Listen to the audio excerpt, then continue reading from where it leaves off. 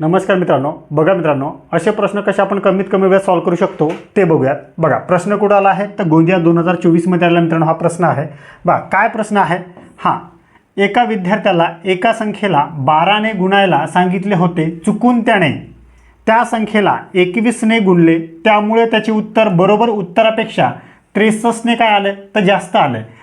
तर ज्या संख्येला गुणायचे होते ती संख्या कोणती असा आपल्याला प्रश्न आहे। 12 ने गुणायला सांगितले होते, त्याने 21 ने चुकून गुणायला सांगितले, तर उत्तर किती आलं तर 63 ने सर जास्त आलं। तर फक्त काय करायचं मित्रांनो, 21 मधून हे 12 वजा करायचे, मग उत्तर किती येईल तर सर 9।